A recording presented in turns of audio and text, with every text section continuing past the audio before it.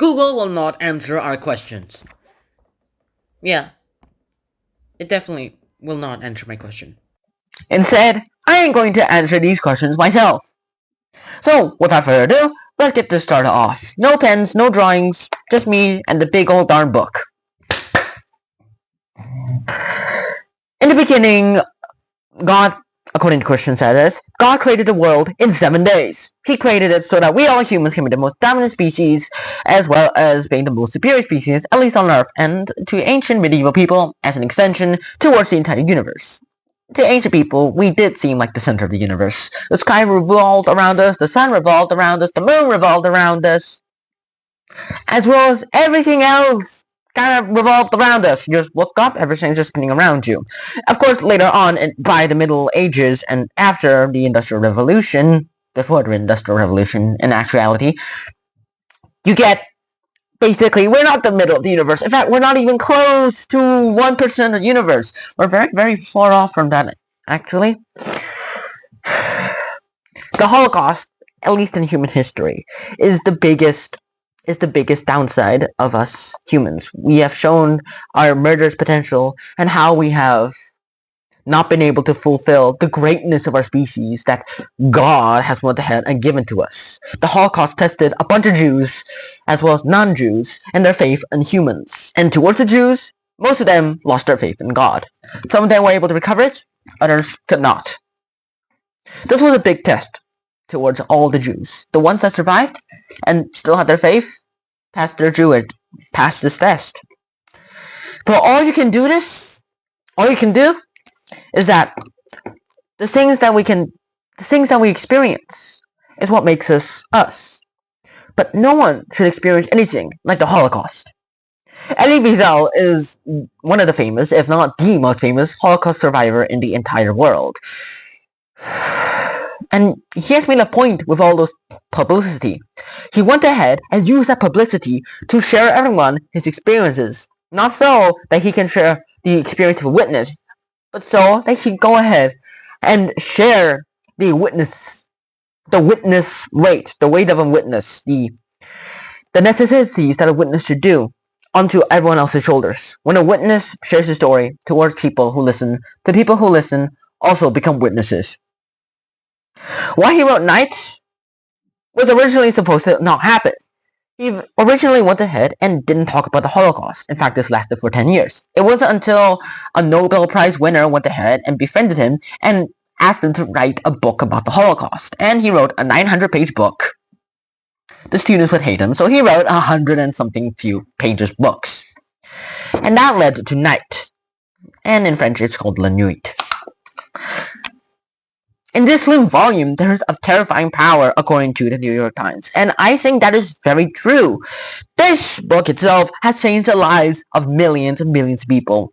Hundreds of millions have read this book, and there are still sales towards this day. They have an entire Spark Notes about them, which was very handful in making this video.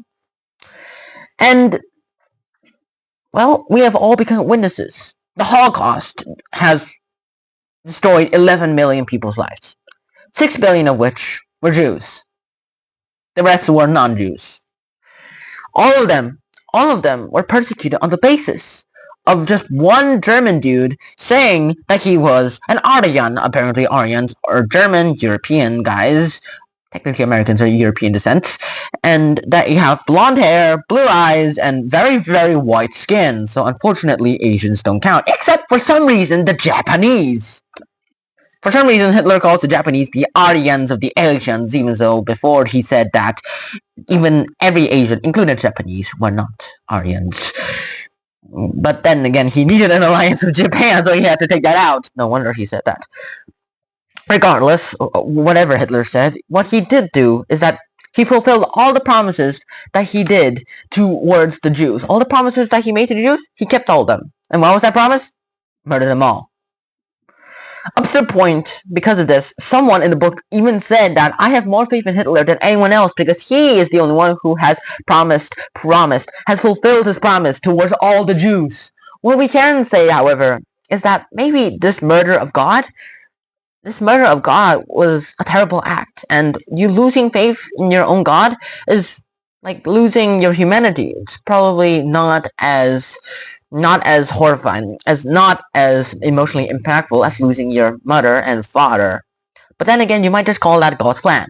If you lose your God, which was everything to you in your life, that's basically ELIE WIESEL in a nutshell, well then, you just went ahead and lost it. ELIE WIESEL himself said that he never lost faith. He never lost the faith in the existence of God. What he did lose faith in is the justice of God. He still believed in a higher being up there in the skies. What he didn't believe was that higher being was very justful. In the end, however, all we could say is we have to learn the Holocaust. We cannot forget the Holocaust. Even if we didn't experience ourselves, we can imagine ourselves, listen towards the experiences of everyone else in the Holocaust, so that we can keep this moving, keep the memory alive. Why? So nothing like the Holocaust ever happens again. And this is especially true in today's world. And as I'm making this video, there's like 2 wars going on. There's probably more, but 2 main wars going on. There is one major trade war and several other conflicts in the entire world. What can we do?